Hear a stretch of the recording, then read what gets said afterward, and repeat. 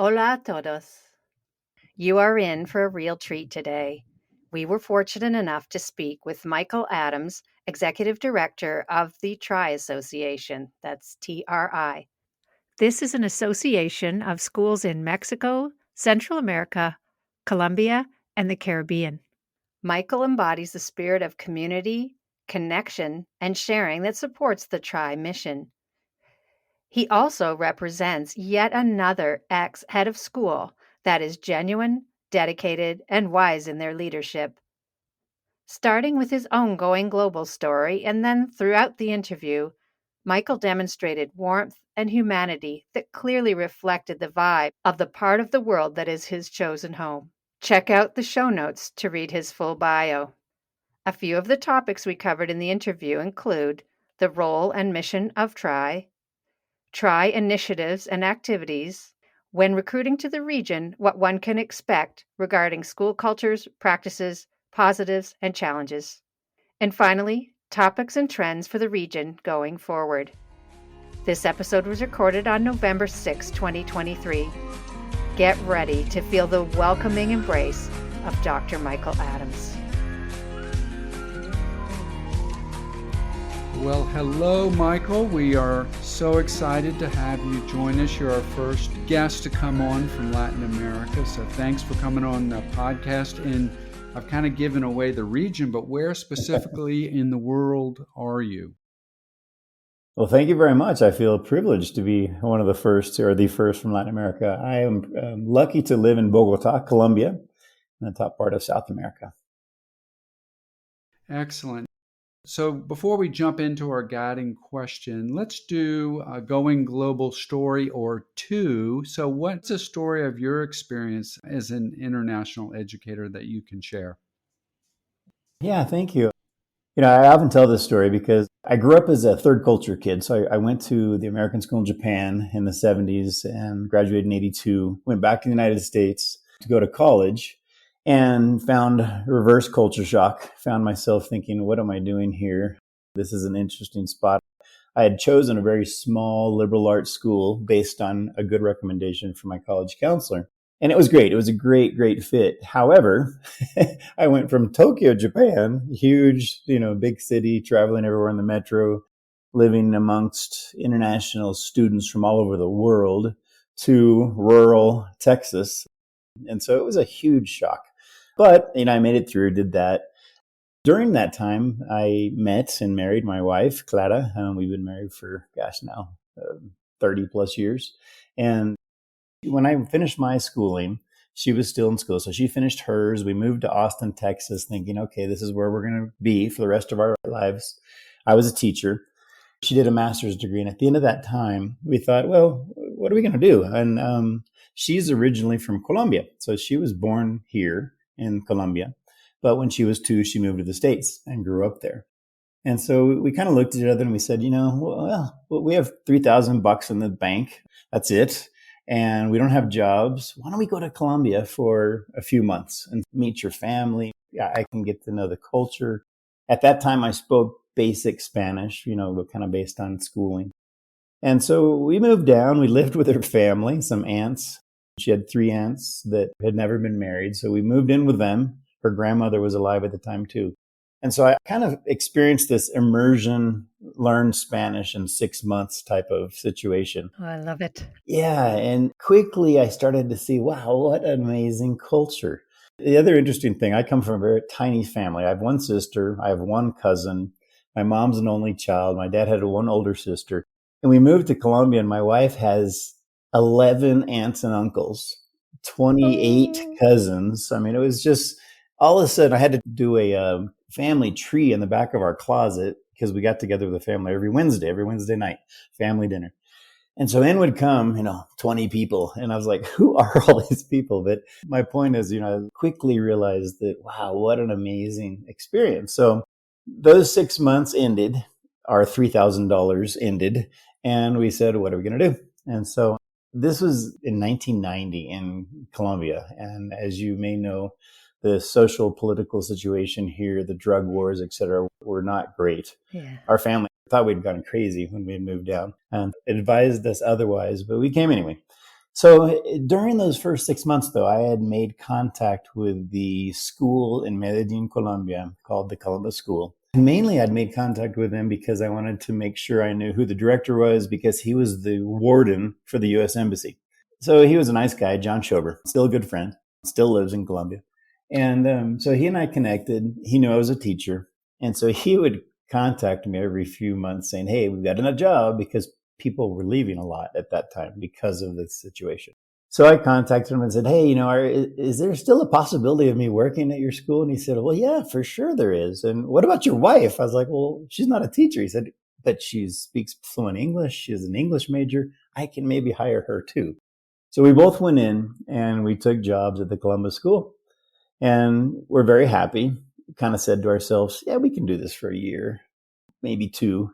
And so we started working. I was a sixth grade teacher. She was a fourth grade teacher. During that first year, I also did some counseling on the side at the school because the counselor had departed mid-year. And so they said, well, can you pick up some counseling? And so two different people picked up some counseling responsibilities, and I really liked that. So at the end of that year, they said, well, why don't you move into the counselor role and finish that degree? So I did that. So that kept us another couple of years.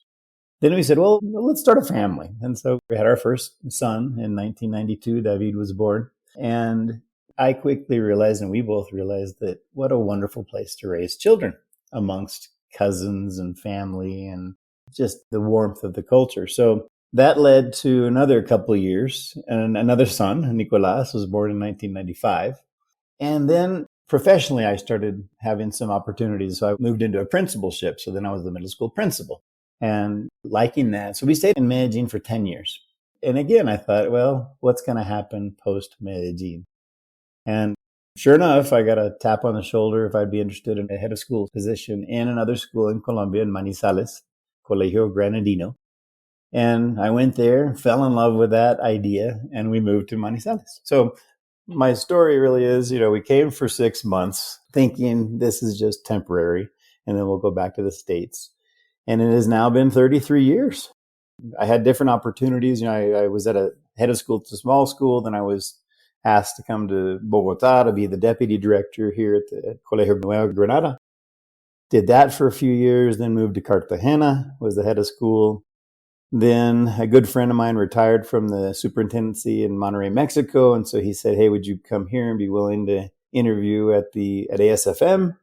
And I said, sure, I'll go, maybe, and see what it's all about. So we moved there for 8 years.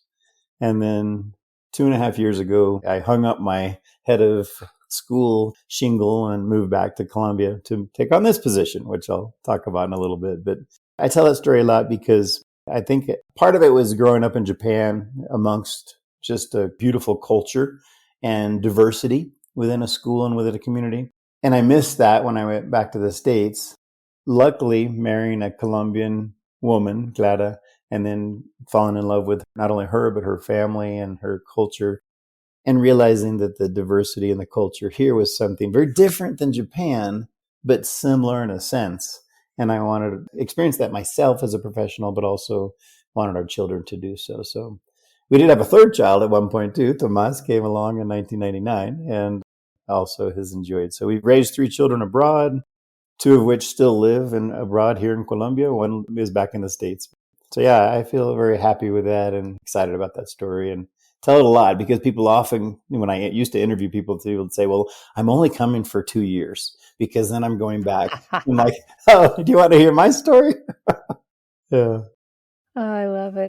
That really touches a lot of chords within me and, so many people that you talk to. I'm just going to try it. Just dip my toe in the water. Next thing you know, it's been 20, 30 years and you just don't look back because it just gets in the blood. Huh? It really is true, and I think that many of us tell those stories when we recruit and when we talk to teachers and when we encourage teachers. And I think unless you actually experience it, sometimes you don't really understand it. I often run into people that don't even realize they're U.S. type or international schools around the world, or they just think they're the DOD school, the DOD schools. And they think, oh yeah, we've heard of those. They're through the U.S. government. I'm like, no, that's one group. That's true. Mm-hmm. But there's a whole other group. And so I think when people actually experience it, then they think, wow.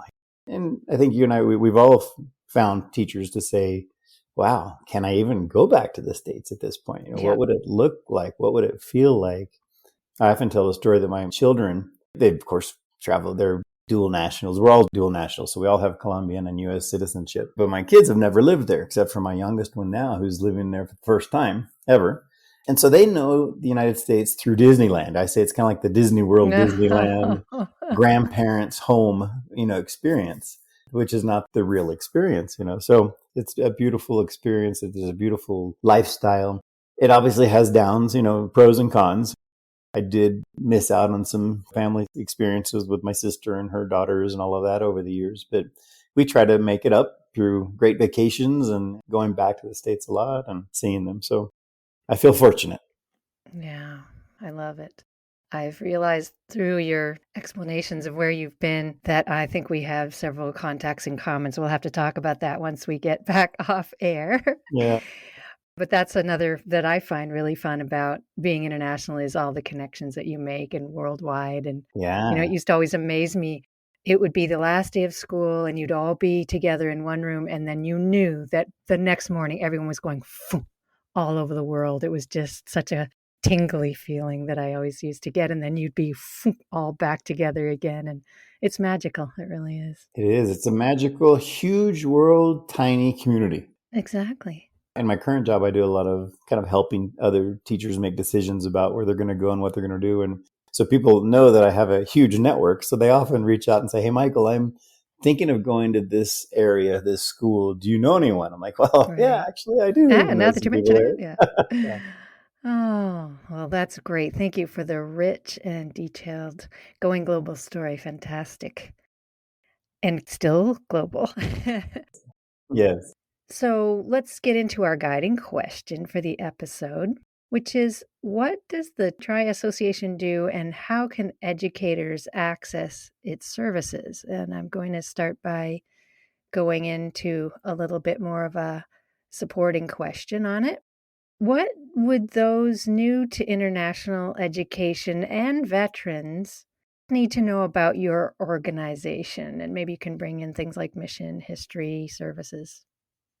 Sure. Yeah. It's we have several groups that function throughout the year. I baptize them the Tri-Talks. So they're affinity groups that work in different areas: counseling, SEL, early childhood, teaching and learning. So I was in a teaching and learning session on Friday, and the facilitator, who is a director of teaching and learning at a school here in Colombia, had us go through this kind of quick intro saying everyone needs to create a 1-sentence purpose statement or 1-sentence job description. And so, everybody was trying to figure it out. And I was like, well, mine's real simple, and basically I facilitate and nurture communities and the networking and the learning that goes on at their communities. And, she's like, that's great. I wish I could do that. I want your job. But afterwards, and as I think about your guiding question now, and that is really, it's called the TRI Association because there are 3 subregions. So there's the ASOMEX region, which is the American type schools in Mexico. Then there's the ASCA region, which are the American type schools in Central America. And then ACAS, which are the American type schools in Colombia and the Caribbean. So those 3 subregions make up the TRI Association. And so I'm kind of like the umbrella overarching group. But as the umbrella, I basically really just provide professional development, training, coaching, consulting to the groups that are members of our schools. There's currently 86 schools that are members. The great majority are full regular members of these 3 subgroups. We do have, I think at this point, 9 invitational members. And so these schools are members because as a member of a subgroup, they also have student activities. So there's cultural, student, athletic activities within the Mexican region or within the Colombian region, et cetera. But the TRI Association was started many, many years ago. I think it's 41 years now, 42. And it was started way back when it was actually kind of started thinking of the ex-HOS type schools. So the Office of Overseas Assisted Schools that were in the embassy type cities. And we still do a lot of assisting those schools, but that's the minority of our schools. I mean, because each country has usually 1 or 2 or 3 assisted schools that receive, U.S. grant money from the State Department. Everybody else just happened to be a part of the region because their communities and their schools want to be a part of a US type networking group of schools to provide their students with possibilities at the end of graduation to study in the United States, study internationally, and or stay in their countries. So those schools make up the Tri Association. And what we do each year is we kick off the year with a big face-to-face conference that is held in one of our 3 subregions.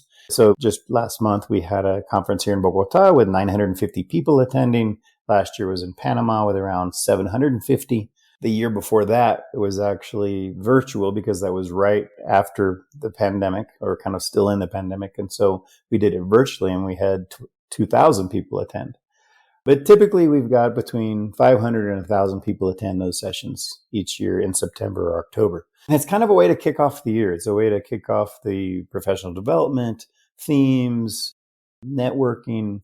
And then from then, we offer virtual online staff development and training throughout the year as kind of our core mission to help provide opportunities for growth and learning for teachers primarily. We also do have a strand for leaders and heads of school. We do a lot of work in child protection, social emotional learning, anything that I hear that is of interest to the region, then I'll follow up and try to find information and professional development opportunities for that. Diversity and inclusion right now is a big topic. SEL is a big topic. So we do that throughout the year. But then because of all we do, then we end up doing a lot of coaching as well. So I do a lot of coaching with principals, heads of schools. And quickly I realized that the coaching that's very kind of informal, people contact me. I call it short-term emergency coaching. And it helps someone through kind of a moment where they have some concerns or needs or whatever at their school. But I noticed that that was very helpful to heads of school and principals. So that's when we said, hey, let's get this type of coaching going for other groups. So that's when we created the affinity groups that meet usually once a month. And I've watched these affinity groups meet, and I attend those sessions as well. But they're run by, somebody from the region, and we invite everybody from the region.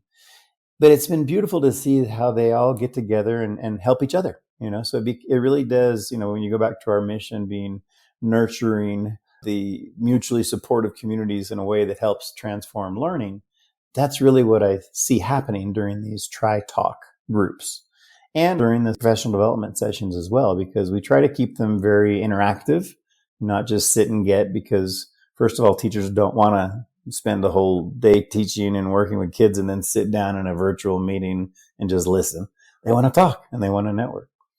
So, I think if someone were to ask, well, what is the Tri Association? It is an organization that helps support teachers and leaders within our region to support their children and their students with learning. Thank you for that, Michael. You're moving into a question that I was going to ask, just for details and initiatives that you have in place that help you fulfill your mission. So are there any other efforts, sub-organizations that you all are implementing to help reach your mission? Sure. I guess a couple of things come to my mind. When I was head of school, my last job in Monterey, you listen and you hear ideas from people and you look for ideas from people and you jump on those and you say, okay, well, I'm going to find out more about that. You do some research, you get your team involved. And then often an idea from another school or from another organization ends up being something that really helps your school. And so I think about that a lot in terms of now my current job. So I tend to share a lot. So anytime I come across something that seems interesting to me, or I hear of a school that's doing something, then I send out emails. So I baptized those also a few years ago, and I call them the tri-lights. So I tri-light a lot of things. So I highlight things, but I call it, I tri-light it. So I send a lot of tri-lights out saying, hey, if you haven't heard of this, check this out and share it with your, corresponding group or corresponding department, things like that. So because people have seen that I do that a lot, then people will also now send me things a lot and saying, hey, can you share this with your community? So that's real helpful. I often kiddingly ask people, I'm not overwhelming you, am I? I don't want to be a burden or be another person sending an email. People say, no, we know, Michael, that it's kind of there and we can pass it around and share it as needed. So that's one thing we've been doing. We also have something called Try Shares, which is also a way for us to upload to our website, different resources and links and recordings and past presentations at the conferences. So we do that through the website. So that's very helpful. One of the things also, in addition to having schools be members of the Tri Association, we also have corporate members. So over the years, we've had many organizations approach the association. Primarily at the beginning, it was because they wanted to attend the conference, and we wanted them to attend the conference as a sponsor. So it was kind of financial in a way. So it was this win-win situation. So let's invite a bunch of sponsors and corporate members, and they can come to our conference, and they can have an exhibition table, and they can sell their goods or show their goods and resources. That still exists. And so we still have usually 40 corporate groups come to the conference every year. But those groups now have seen that if they can provide ongoing opportunities for professional development and training, that's useful in the classroom, because I'm real picky about, I don't want people to be signing up for a sales gimmick. But if a group says, yes, I do have something, a resource to sell, but we actually have a great presentation about X, Y, or Z, and we'd love to share it with your organization. At the end, can we just share one slide about, who we are? And I said, sure. So that's really been helpful too, because then, we can couple in with many organizations that are very specialized in something that maybe I'm not. And again, I share it out with our community, and we say, if you're interested, here it is. If you're not, don't worry about it. You can delete as desired. But that's real helpful. And I think that I tell the corporate members, we don't have thousands and thousands of people going to my website every day. Don't expect to get a ton of traffic through the website necessarily. We also send out a newsletter. And so in the newsletter, we send that out 3 times a year. And I tell the corporate members, we'll send this out for you, and you get an email blast, and you get the opportunity to share, and it'll go to many of our schools, but I can't guarantee you that they'll read it. But I can guarantee you we'll share it. And so my thought and theory is, we share, we provide, and the schools that need it will grab it when they need it. We're here to help when somebody needs help, is basically kind of my thought. It reminds me of earlier in my career as an instructional technologist. I used to say I was a busy bee cross-pollinating, getting ideas on tech integration from one teacher and sharing them with another. And clearly that's what you're doing. And then in those early days, we started talking about professional learning networks. And it sounds like you've got these professional learning groups all around. And a third takeaway, to kind of generalize about Latin America community being so strong and family so strong, I'm picking up on a sense of community and connectivity. The idea that we're here to share and support each other and just be aware of each other's needs and how we can help each other. So that sounds pretty terrific.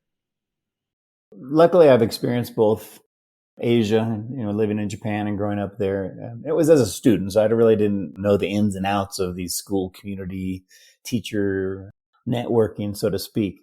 I did go back the year after I graduated, since I was studying education. The school I went to in Texas had these 4-1-4 set up. So you took 4 classes in the fall, 1 class in January, and 4 classes in the spring. And the January class, you could either create your own or you could do these really cool things. So the first year after I graduated, I went back to SIJ and I worked for a month. So I did get to know the teachers in that sense. Now, I was just out of college, a year out. I still wasn't accepted as one of the staff members completely, but I did see that they had this great connection and they helped each other. They were family. So it was really a group that was family. So that was the tiny experience I had in Japan. But here in Latin America, it's been that times 1,000. We really do see that the schools are connected. Within the schools, they're connected. Most of our Latin American schools are also very host national in terms of the student population. So most of our schools are going to be anywhere from 99% host national to 80-70% host national. We really don't have the international type of school where 80% are from all over the world like it was in Japan, which, some people like that and some people don't. So it really kind of depends on what you're looking for. I always see it as a huge benefit because that great host national community starts when they're 3 or 4 years old and they graduate when they're 18 years old. And so they stay in your school the entire time. And the families are typically second, third, fourth generation alums from your school. And so the sense of belonging, the sense of commitment, the love for the school that you see when you arrive as a staff member is huge. And they really want good people to stay. And so they really do a good job trying to help expat teachers and even your host national teachers. They want, good teachers to stay no matter what. So they bring you into that community. So there is a very strong family sense, family orientation. The kids, we always laugh. They're all related to each other. They all know each other. Seems like they're cousins and second, third cousins to each other. And, again, sometimes it's a little bit close knit, but it does provide kind of a sensation of kids are also helping each other and interested in doing well and having that support system. So when they don't sense there's that support kind of feeling from a teacher, that's a problem. So a teacher that kind of just wants to come and teach their class and leave, they don't typically get well received by students because students kind of see all of us as first a human being there to help them with becoming a better person. And then, oh yeah, you also are my English teacher or you're also my math teacher.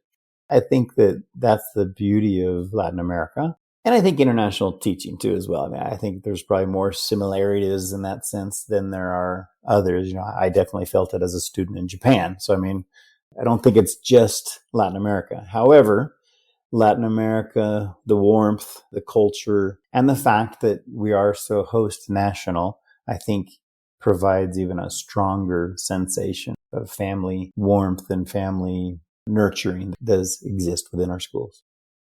So nice. I'm just getting warm fuzzies listening. So let's pivot a little bit into what you offer in terms of online learning opportunities. What are some of the themes, maybe some specific offerings that you have there? Yeah, sure. Like I was mentioning, the focus is really on teachers. We do some things for leaders and some things for heads of school. But really, when we started, and we currently still continue to say, our schools are made up of mainly teachers. So let's mainly provide professional opportunities for teaching and learning. So that's our main area. And each year kind of depends on what people are looking for. Last year, there was a lot of push for UDL. So we hired Katie Novak and she did a whole session throughout the year on UDL. We're actually doing another session with her, but she's adding a piece on restorative practices. So we're looking at that restorative practices. There's always a huge desire for diversity and inclusion, equity, DEIJ. And so this year we're doing some work with the Diversity Collective, and they're helping us walk through a lot of topics related to that. Social emotional learning is a huge piece, kind of linked with balance and well-being for the teacher.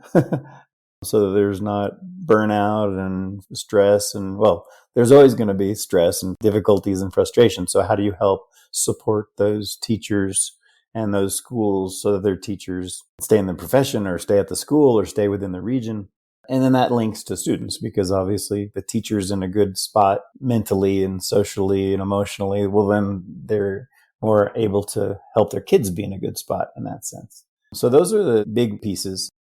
IT, ed tech, obviously the big piece right now is, how do we use ChatGPT in a good way and artificial intelligence. So that's something that we're also bringing to the table.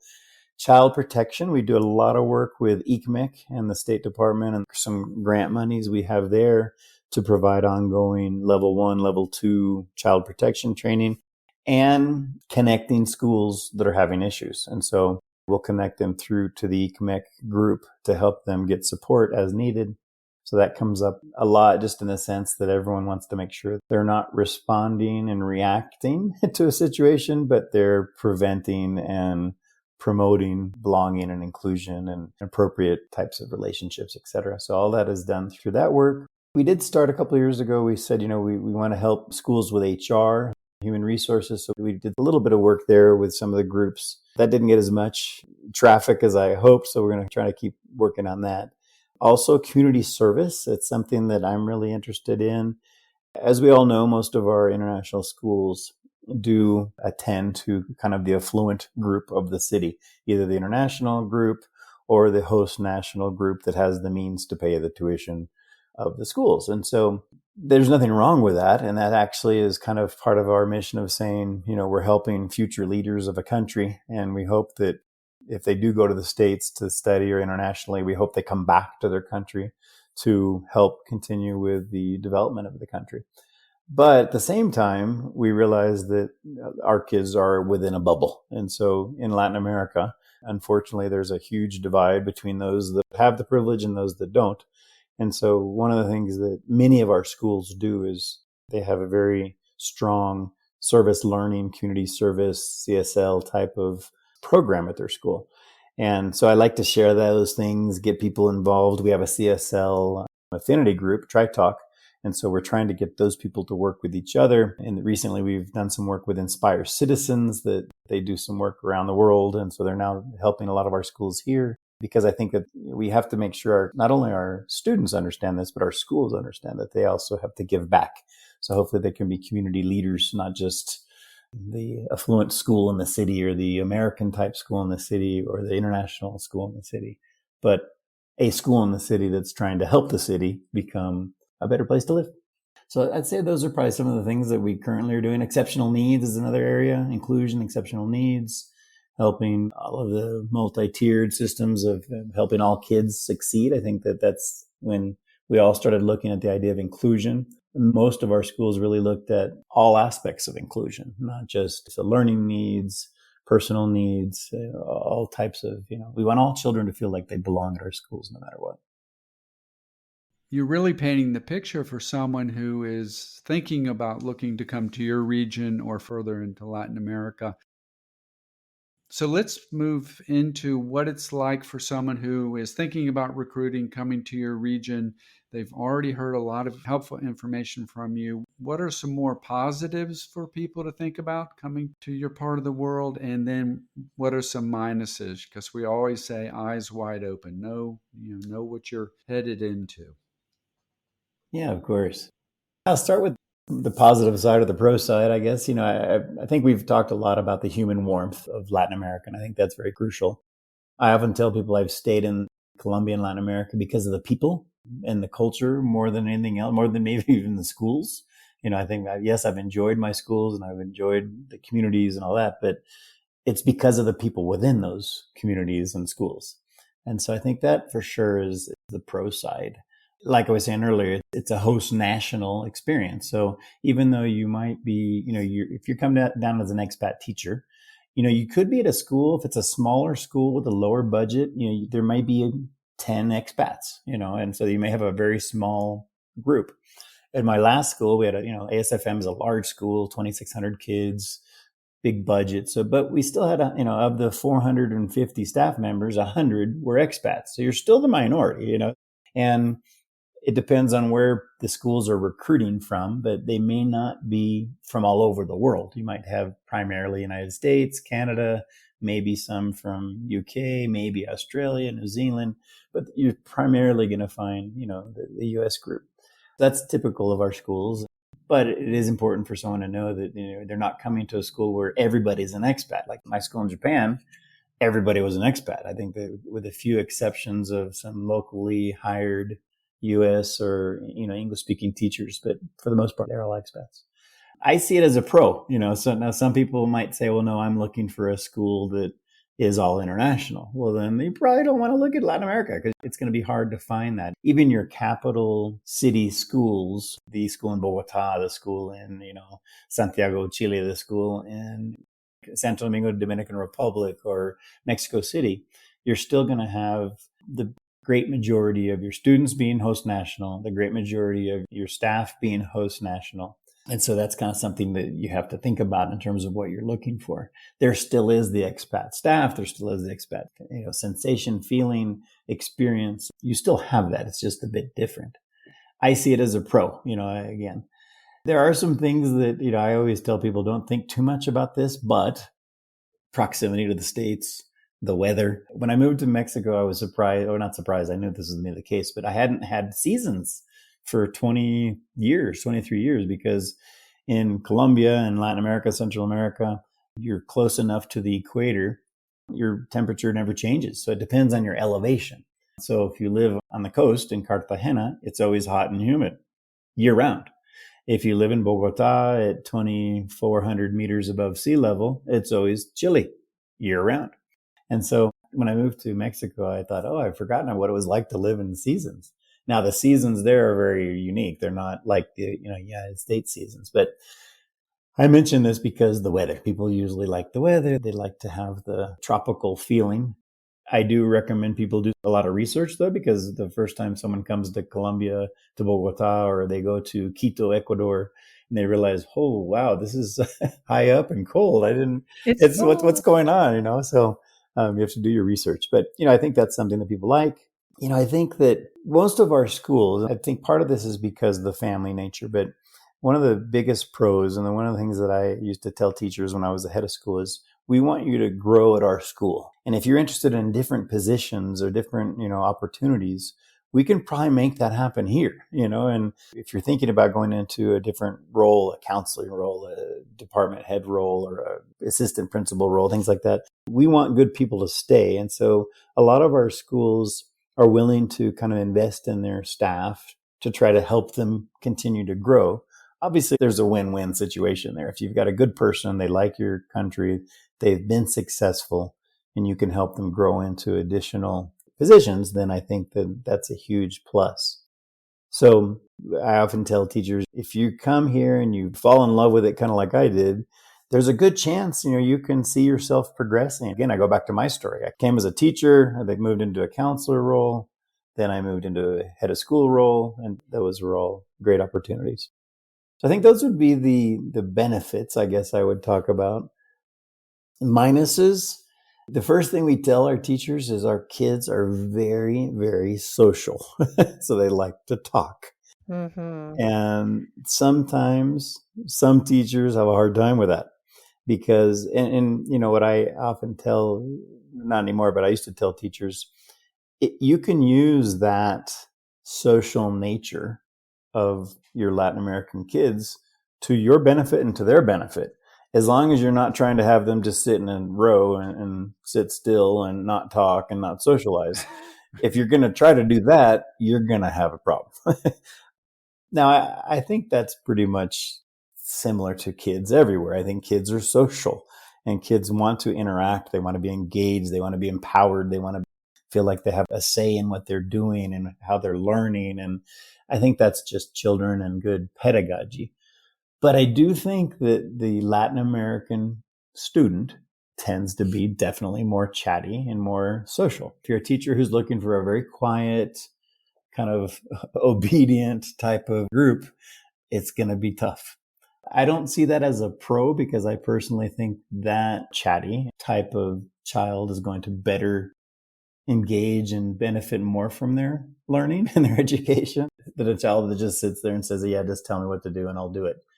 But I think sometimes our teachers say, oh, God, these kids are just constantly talking, man. That's something you have to get used to. But again, I don't see it as a negative. I just see that it's, they are very, very social. One of the things that, Latin America is not known for high salaries. So if you want the high salary, a lot of times people think, oh, I'm going to go to the Middle East. I'm going to go to different areas. The heads of schools do a lot of work, however, trying to help people understand. I think you guys all heard the McDonald's Big Mac. What does that cost here versus what does it cost in Tokyo, Japan, or Saudi? Because even though the salaries might not be as high here, when you look at just the dollar conversion, the cost of living is very low and the exchange rates are good. And so I would always tell people, you do have to think of what the salary is and how it compares, but you can't really compare. But typically, teachers don't come here thinking they're going to make tons of money. There are some regions that, do talk about the golden handcuffs. The teachers never leave because they're making so much money and saving so much money. That really doesn't happen here unless someone goes through the process and moves into different types of roles of heads of school and things like that. It kind of depends on what a teacher wants, if they're what age they are in their career, where they are in their career. Do they have kids about to go to the university and need to have high salary, high tuition at the university? Do they, so it depends on what they want. But I think definitely one of the things to keep in mind is it's not a big place for, saving tons and tons of money. People live well. The quality of life is great.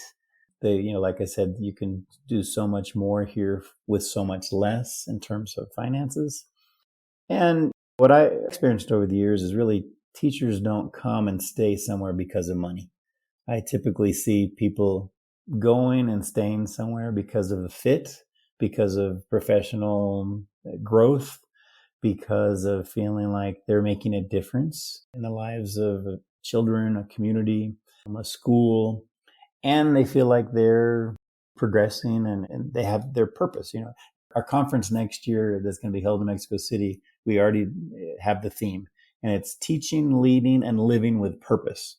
Because I do think that if you can help a teacher find a fit that matches their purpose with the purpose of a school and a community, then that teacher will stay for many years, even if maybe they could make more somewhere else. So it's not about money, in my opinion, but those are probably some of the areas I would talk about in terms of pros and cons. I think that's absolutely true. It's all about the fit. It's all about how comfortable you Right. are, and different personalities gravitate towards certain aspects of a school. And you've really done a great job of highlighting all the reasons to come and maybe some things to consider, that if it's not for you, it's not for Yeah. you. But I'm wondering now if maybe you could imagine people who really are keen. You've sold them Yeah. now. They are, family people, connections people, and they're like, yes, I want to go to Latin America. Do you have some tips, strategies for educators that are looking to recruit to schools in your region? Things like timelines, which recruiting fairs, skill sets, character strengths, dispositions, so on. Yeah. I think things have changed drastically in terms of how to find an international job in 2023, 2024 versus 20 years ago. It used to be 100% dependent on fairs, and we'd spend a month in the States going from Iowa to Kingston, Ontario to, Boston and New York and participating in all the fairs. You can still get a job through fairs, as we all know. Many of them now have online fairs, or they have an online piece to it. So, you can go to Search Associates or ISS.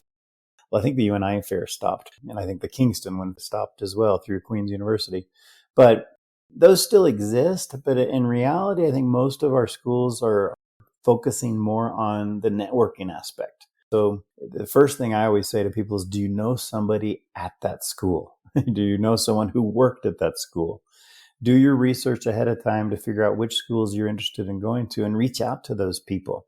Many years ago, we would never have considered a cold call, an email, or a phone call, or we'd say, who's this person? Or we would have told them, go to the fair. I'll see you at the fair. And I don't think that happens really much anymore. I think most people are very interested in somebody that emails them to say, hey, my name is John. I have researched your school. I know some people that have worked at your school, and I would love to talk to you or somebody from your school about working there. Those kind of emails, I think, are received with great pleasure in today's world. I think a head of school loves to get those emails and does then respond. So definitely, I would say you follow up and use your network. This is a comment I hear often from heads of school and principals. It's kind of not a complaint, but they're always saying, oh my gosh, I feel like I'm recruiting from October through June. And it really is true. It used to happen during January. It was January, February. That was the time you got your jobs. Now you basically start the year. Most of our schools ask people if the intent to return usually go out in October. And, most of our schools are asking their teachers to make decisions in October. And so therefore, teachers that say they're not going to return are starting to look in October. And schools will start to hire as of October, November, December, and all the way through the spring. So, one of the recommendations I always tell teachers, start early, use your network, use your friends, find out, who's been somewhere. I mentioned earlier that people will often reach out to me and say, hey, do you know someone here? And that used to even happen to me as, a superintendent or head of school. Because our schools are so connected, we often want our teachers, say they want to leave our school for X or Y reason, but they want to stay in the region. And if I know it's a really good teacher, then I'll help them. And I'll say, okay, thank you for putting in 2, 3, 4, 8 years at our school. Now you're interested in going to a different part of Latin America. Where do you want to go? And I'll help you and I'll reach out to that person. So I would not be shy in terms of, using the network, reaching out. The fairs still are super great. And I still think it's good to, have profiles. You can set up a profile for search. You can set up profiles for ISS. I still think it's helpful. One of our sister groups is AMISA, which used to be ASA, which is basically the Tri-Association organization for the schools in the other part of South America. But now AMISA does have schools that are in our region as well, and even in the United States. And AMISA runs a fair every year that's meant for Latin America. And so it's teachers that are interested in going to Latin America. That's a great one because that's just for Latin America. And so schools like it also because they're not competing with schools from all over the place. So I think those are, I would still do all the above. I tell teachers, if you're on a job and you're not real picky about where you're going, do all the above. Use your network, sign up for fairs, go to the online fairs. It's just very expensive to go to the actual fairs, and it always was. And it seemed kind of an illogical way to get jobs because these poor teachers were spending so much money to travel to go to these fairs. And there was no guarantee. Sometimes they'd walk away without a job. And so I personally think that the online system now is a lot easier, and it allows schools, I think, also to do a better job figuring out that fit. They can have more people interview a candidate. A candidate should actually say, can I interview some of your current teachers? Can I have access to some? So that whole back and forth today is, I think, much richer than it used to be. We used to make decisions in 20 minutes. You'd interview a person, you'd check on the reference, and boom, you give them a job offer and off they go. And so I think there was more of a risk of maybe not having the fit. Whereas I think today it's much easier to really determine if there's going to be a fit or not because of the virtual aspect of that. Let's see, other recommendations. I always tell people be real flexible. I mean, schools like flexible teachers. And if you go there, David, your son, the physics teacher, all schools are dying to get physics teachers, and it's very hard to find. But sometimes, I would interview a teacher that would say, well, I only want to teach 7th grade and it only wants to be this. And I'm like, you know what? It's not going to work out. You need to be willing. If you're an English teacher, well, have you ever thought about also teaching social studies? Because it could be that your school needs you to teach 8th grade English and social studies. Oh, can you also teach health, by the way, because we have an elective? And so if a teacher's flexible, the first message is, oh, wow, that's great. I want that teacher because he or she's flexible. Second, it allows a school to see, and I can move them around, or like, for example, I was a middle school counselor and middle school principal for many years. And I would have often high school teachers say, well, I guess I could teach middle school. Yeah, maybe. Or they'd say, no, I only want high school, but I'll take middle school as a second option. I'm like, that's not the message I wanted to hear. But if it was someone that said, you know what? I haven't tried middle school. I'm open to it. I like the experience. I'd like to have, to grow into that. Sometimes they would say, is there a chance that I can move into a high school position in the future? And I would always say, of course there's a chance, and not during the first school year, but, at the end of that first school year, if you've done well. So my point there is a teacher should be flexible. They should be willing to be open to maybe trying things or grade levels or types of positions that they might not have done in the past. And then I always go back to my example, when I took my first job here in Colombia at the Columbus School, it was as a 6th grade teacher. And prior to that, I had said to myself, I'm never going to teach elementary school again. I had done it for a couple of years in the States. Luckily, I didn't say that. I said, sure, I'll teach 6th grade, no problem. And that led to being a counselor, led to being a principal, et cetera. So, flexibility is crucial. I just think that I can't reiterate the importance of the networking and trying to find who knows someone at that school or who can help you find different avenues, different spots, different people that could help you with that. I love that. One of the big takeaways I'm getting from all that you're saying is be yourself, obviously, to the extent possible, because I know teachers get into an interview and they're like, well, I got to impress, I got to say the right thing, what they want to hear and all of that. Regarding getting that fit, it's important to ask those slightly tougher questions and really suss out what this school is about, what the position is about, what will be the flexibility in terms of moving around, and so on.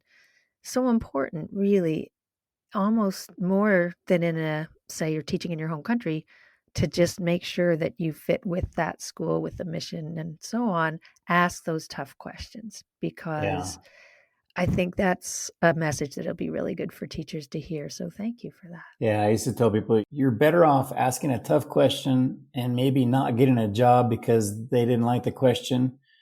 You're better off, because if you had gone there without having asked the question and then not talking about the topic and whatever it is, and you get there, you're not going to be happy and it's going to be a bad situation. So you're better off not having that job. So you're better off asking the tough questions, really finding out, is this the community? Is this the type of school? Latin America typically is traditional conservative communities. It's not negative in the sense, but because it's a host national school and you're coming to a foreign country as a guest and as a visitor, then you also have to understand, can I adjust to that, based on my teaching style, based on my personality, based on who I am as a person? Is this the right fit professionally and personally? And the worst thing that can happen to you as a teacher is getting somewhere under false understanding or misunderstandings and not having really figured it all out. That's why, going back to the networking, sometimes your best question, we used to set up a whole group of teachers that were accessible to other teachers wanting jobs. And if a school doesn't do that, then I would tell a candidate, scratch them off your list. Seriously. If they're not giving you access to current teachers, and not just the 6 that they give you, but, can I have the whole list of your teaching staff? Or how can I access anybody I want? That's really important, because then there's something that's either being hidden or something that there's a concern. But yeah, I definitely think that you want to make sure that the fit is there. I think our students also, and this is just the case everywhere, students have great radars. And so they quickly know which expat teacher is in the country for the right reason and which one's there for the wrong reason. I used to always say, I don't want the backpackers that are just looking to climb the mountain near my city. I don't want the beach bum type, the person that wants to sit on the beach in the afternoon. I want a person who loves teaching and loves working with students and helping kids grow and learn, and also enjoys the international experience. There's nothing wrong with going to the beach or climbing the mountain. No problem at all. As long as the priority goes first, teaching, school, students, learning. Second, I'm going to travel around Mexico, or I'm going to travel around Colombia, or I'm going to climb the peak that I've never climbed in that country. That's perfectly fine. All of our teachers in Japan climb Mount Fuji, and all the teachers here in Colombia, of course, go to Santa Marta and climb up to the, Sierra Nevada. But that's not their priority. And the kids see that quickly. So does the host national teacher.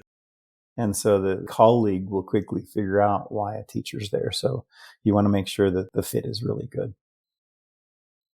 Michael, you've shared so much helpful information, so much of it pertaining to your part of the world, but really, as you've said, to the rest of the world too. These are kind of lessons learned from a person who's been in this business a long time and knows people well. And clearly, I can only guess part of your personality kind of flows out into your organization. You're a very dynamic person, a very passionate person about supporting your teachers and your students and your parents too, and all your different communities. So what are some lessons learned in your work with TRI, just the last few years?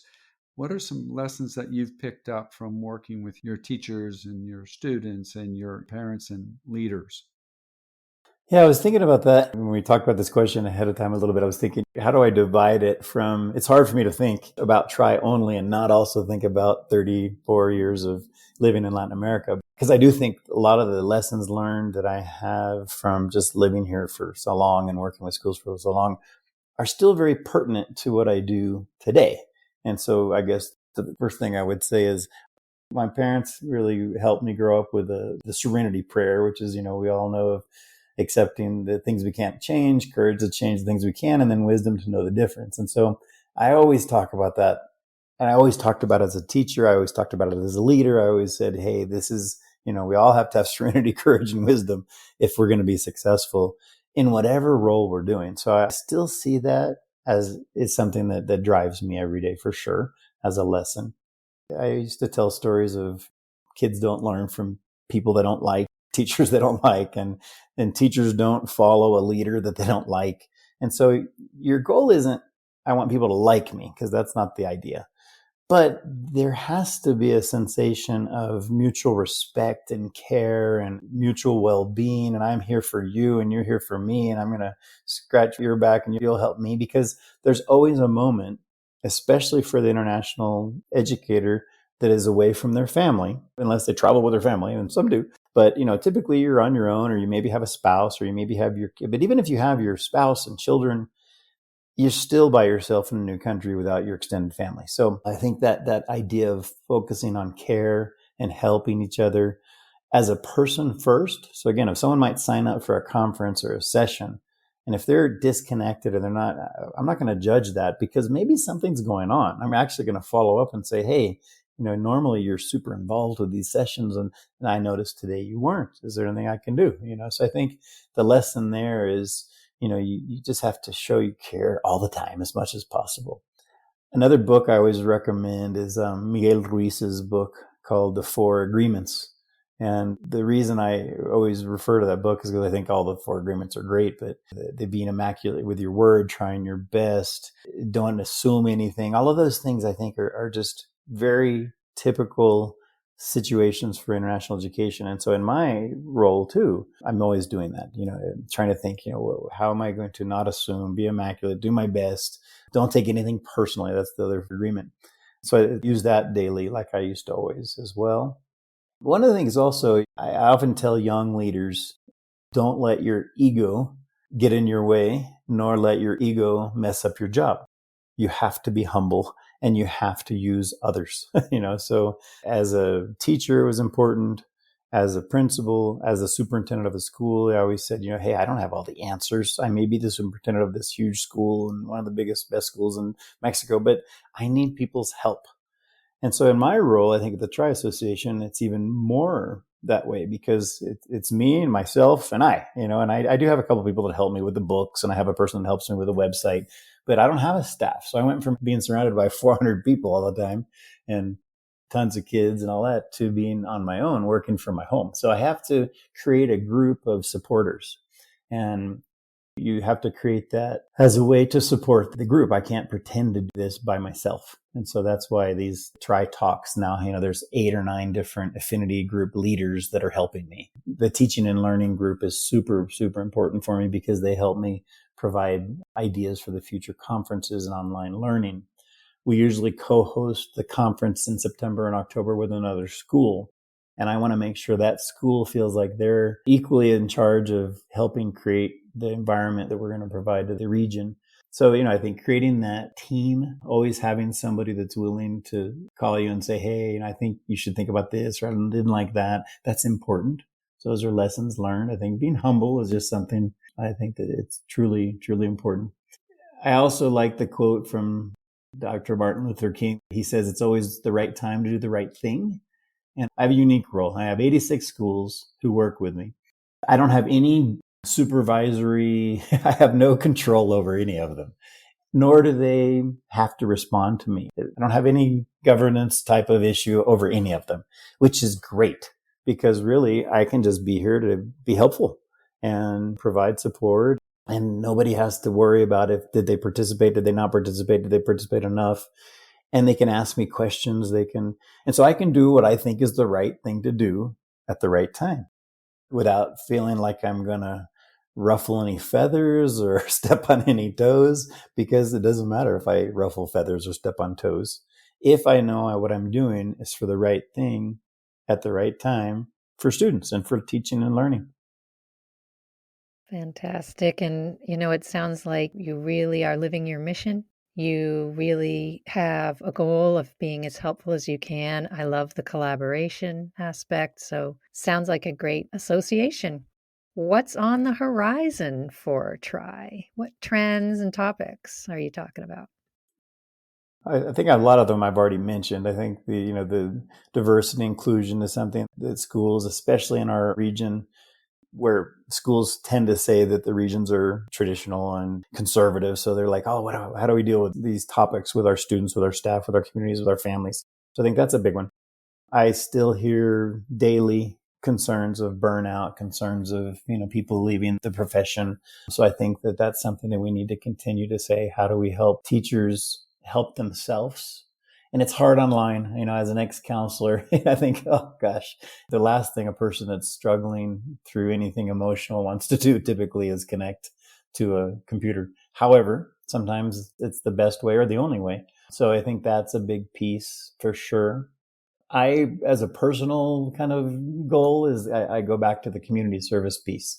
As a third culture kid who grew up in an affluent, privileged school and community and setting, and have now worked professionally in that setting here in Latin America, I really feel like I would like to continue pushing that and saying, how do we make sure all of our schools have a very clear presence in the community, and they're giving back and making sure it's not just for the affluent kids or the kids that happen to have the ability to pay the tuition. So I think that's something that I'm really interested in as well. I think artificial intelligence is something that if we don't figure out how to continue using, then we're going to be way behind. And you'd rather be upfront and engaged with all of the things that are coming, because I think that's going to change drastically over the next years. So I guess those areas. Yes, I love the quote that teachers are not going to be replaced by AI, but teachers who don't know how to use AI are likely to be replaced by teachers who do. For sure. Yeah. We all saw this schools that started banning things or saying you can't. I'm like, oh man, what a mistake. That's not the way to go about it. And that's not education. No, not at all. So yeah, I would agree 100%. I was going to ask how the schools, all 86, are preparing for all these trends, and clearly Try is helping them, but I'm sure it's a mixed bag there that, for example, as you're just talking about the AI, we're just trying to understand it right now. And if it's something that's going to be changing so quickly, how do you get ahead of something like that? So I'm going to answer the question for you. I think Try, through all these different outreach programs, you're trying to bring in these people who are the content experts to help them at least understand these different topical areas, and then hopefully put some plans together. Is that what you're seeing in some of your schools? I wouldn't expect all of them to be on top of this, right?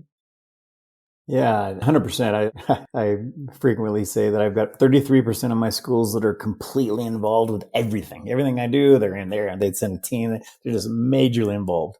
I've got 33.3% in the middle that kind of is hit and miss. And I do have, unfortunately, the other end of the spectrum where schools, they're members and I never see them participate in anything.